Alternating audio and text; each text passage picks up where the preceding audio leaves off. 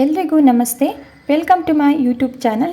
ಇವತ್ತಿನ ವಿಡಿಯೋದಲ್ಲಿ ಬೆಳಗಿನ ಬ್ರೇಕ್ಫಾಸ್ಟ್ ರೆಸಿಪಿಗೆ ಒಂದು ಸಖತ್ ಟೇಸ್ಟಿಯಾಗಿರುವಂತಹ ರೈಸ್ ರೆಸಿಪಿನ ಶೇರ್ ಮಾಡ್ತಾ ಇದ್ದೀನಿ.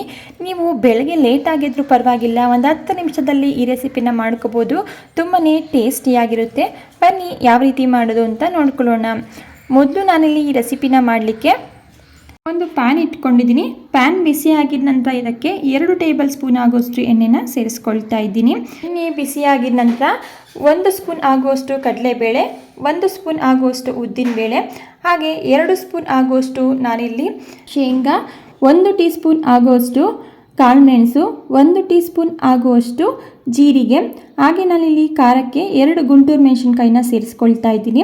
ಇದ್ರ ಜೊತೆಗೆ ಸ್ವಲ್ಪ ಕರಿಬೇವಿನ ಸೊಪ್ಪನ್ನು ಸೇರಿಸ್ಕೊಂಡು ಲೋ ಫ್ಲೇಮಲ್ಲಿಯೇ ಈ ಎಲ್ಲ ಪದಾರ್ಥಗಳು ಕಲರ್ ಚೇಂಜ್ ಆಗಿ ಕ್ರಿಸ್ಪಿ ಆಗಬೇಕು. ಅಲ್ಲಿವರೆಗೂ ಇದನ್ನು ಲೋ ಫ್ಲೇಮಲ್ಲಿ ಇಟ್ಟು ಆರಾಮ ಬರೋವರೆಗೂ ಫ್ರೈ ಮಾಡ್ಕೊಳ್ತಾ ಇದ್ದೀನಿ.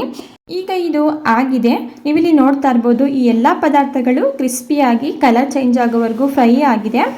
ಈಗ ನಾನು ಇದನ್ನು ಒಂದು ಪ್ಲೇಟ್ಗೆ ತೆಗೆದಿಟ್ಕೊಳ್ತಾ ಇದ್ದೀನಿ. ರಾತ್ರಿ ಉಳಿದಿರುವಂತಹ ಅನ್ನದಿಂದಲೂ ಸಹ ಈ ರೆಸಿಪಿನ ಮಾಡ್ಕೋಬೋದು. ತುಂಬಾ ಟೇಸ್ಟಿಯಾಗಿರುತ್ತೆ. ಒಂದ್ಸಲ ಈ ವಿಧಾನದಲ್ಲಿ ಟ್ರೈ ಮಾಡಿ ನೋಡಿ. ನೆಕ್ಸ್ಟ್ ನಾನಿಲ್ಲಿ ಪ್ಯಾನಲ್ಲಿ ಉಳಿದಿರುವಂತಹ ಎಣ್ಣೆಗೆ ಒಂದು 5 ರಿಂದ 6 ಎಸಳಷ್ಟು ಬೆಳ್ಳುಳ್ಳಿನ ಸೇರಿಸ್ಕೊಂಡು ಬೆಳ್ಳುಳ್ಳಿನೂ ಸಹ ಲೋ ಫ್ಲೇಮಲ್ಲಿ ಕಲರ್ ಚೇಂಜ್ ಆಗಬೇಕು, ಅಲ್ಲಿವರೆಗೂ ಇದನ್ನು ಫ್ರೈ ಮಾಡ್ಕೋಬೇಕಾಗುತ್ತೆ. ನೋಡಿ, ಈ ರೆಸಿಪಿನ ಮಾಡಲಿಕ್ಕೆ ಜಾಸ್ತಿ ಎಣ್ಣೆ ಬೇಕಾಗಿಲ್ಲ. 1-2 ಸ್ಪೂನಲ್ಲಿ ಈ ರೆಸಿಪಿನ ಆರಾಮಾಗಿ ಮಾಡ್ಕೋಬೋದು.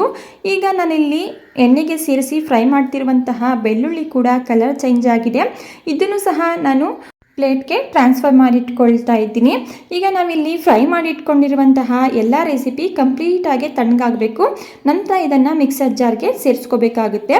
ಈಗ ನಾವಿಲ್ಲಿ ಫ್ರೈ ಮಾಡಿಟ್ಕೊಂಡಿರುವಂತಹ ರೆಸಿಪಿ ಎಲ್ಲ ಕಂಪ್ಲೀಟಾಗಿ ತಣ್ಣಗಾಗಿದೆ. ಇದನ್ನು ನಾನು ಒಂದು ಮಿಕ್ಸರ್ ಜಾರ್ಗೆ ಟ್ರಾನ್ಸ್ಫರ್ ಮಾಡ್ಕೊಳ್ತಾ ಇದ್ದೀನಿ.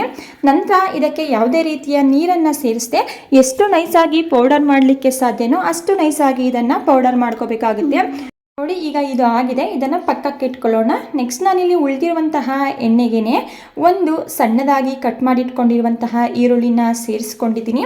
ಹಾಗೆ 2 ಬಾಡಿಗೆ ಮೆಣಸಿನ್ಕಾಯಿ, ಸ್ವಲ್ಪ ಕರಿಬೇವಿನ ಸೊಪ್ಪು, ರುಚಿಗೆ ತಕ್ಕಷ್ಟು ಉಪ್ಪು, ಇಷ್ಟು ಪದಾರ್ಥಗಳನ್ನು ಸೇರಿಸಿ ಈರುಳ್ಳಿ ಕಂಪ್ಲೀಟಾಗಿ ಸಾಫ್ಟ್ ಆಗಬೇಕು, ಅಲ್ಲಿವರೆಗೂ ಇದನ್ನು ಫ್ರೈ ಮಾಡ್ಕೊಳ್ತಾ ಇದ್ದೀನಿ. ದಯವಿಟ್ಟು ಕ್ಷಮೆ ಇರಲಿ, ನಾನು ಈರುಳ್ಳಿಯನ್ನು ಸೇರಿಸುವಂತಹ ಒಂದು ವಿಡಿಯೋ ಕ್ಲಿಪ್ ಇಲ್ಲಿ ಮಿಸ್ ಆಗಿದೆ.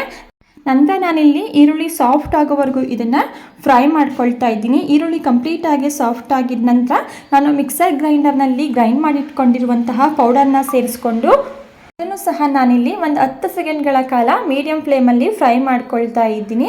ಜಸ್ಟ್ ಒಂದು 10 ಸೆಕೆಂಡ್ಗಳ ಕಾಲ ಫ್ರೈ ಮಾಡಿಕೊಂಡ್ರೆ ಸಾಕು, ಯಾಕಂದರೆ ಅದನ್ನೆಲ್ಲ ನಾವು ಆಲ್ರೆಡಿ ಎಣ್ಣೆಯಲ್ಲಿ ಫ್ರೈ ಮಾಡ್ಕೊಂಡಿದ್ದೀವಿ.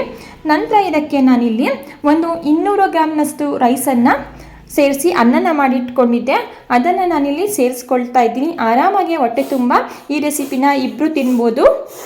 ರೈಸನ್ನು ಸೇರಿಸಿದ ನಂತರ ಮಸಾಲೆ ಜೊತೆ ಚೆನ್ನಾಗಿ ಹೊಂದ್ಕೊಳ್ಳೋ ರೀತಿ ಮಿಕ್ಸ್ ಮಾಡ್ಕೋಬೇಕಾಗುತ್ತೆ. ಮೀಡಿಯಂ ಫ್ಲೇಮಲ್ಲಿ ಇಟ್ಟು ಮಸಾಲೆ ಜೊತೆ ಚೆನ್ನಾಗಿ ಹೊಂದ್ಕೊಳ್ಳೋ ರೀತಿ ಮಿಕ್ಸ್ ಮಾಡ್ಕೊಳ್ಳಿ.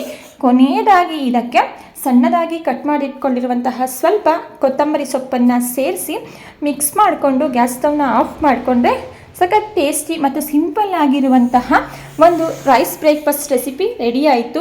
ಟ್ರಸ್ಟ್ ಮೀ, ಟೇಸ್ಟಲ್ಲಿ ಕಾಂಪ್ರಮೈಸ್ ಇರೋದಿಲ್ಲ. ಒಂದ್ಸಲ ಈ ರೆಸಿಪಿನ ಟ್ರೈ ಮಾಡಿ ನೋಡಿ. ಅನ್ನ ಉಳಿದ್ರೆ ಬಿಸಾಕೋದಕ್ಕಿಂತ ಈ ರೀತಿ ರೆಸಿಪಿಗಳನ್ನ ಮಾಡ್ಕೋಬೋದು. ಓಕೆ ಫ್ರೆಂಡ್ಸ್, ನೋಡಿದ್ರಲ್ವಾ, ಇವತ್ತಿನ ರೆಸಿಪಿ ನಿಮಗೆ ಇಷ್ಟ ಆಗಿದ್ದರೆ ನೀವು ಮಾಡಬೇಕಾಗಿರೋದು ಇಷ್ಟೇ. ಇದೇ ರೀತಿ ಸಿಂಪಲ್ ಹಾಗೂ ಟೇಸ್ಟಿ ರೆಸಿಪಿಗಳಿಗಾಗಿ ದಯವಿಟ್ಟು ಚಾನಲ್ನ ಸಬ್ಸ್ಕ್ರೈಬ್ ಮಾಡ್ಕೊಳ್ಳಿ.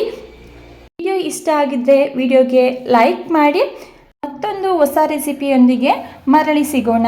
ಈ ರೆಸಿಪಿನ ಟ್ರೈ ಮಾಡಿ ಕಮೆಂಟ್ ಮಾಡೋದನ್ನು ಕೂಡ ಮರಿಬೇಡಿ. Thank you for watching.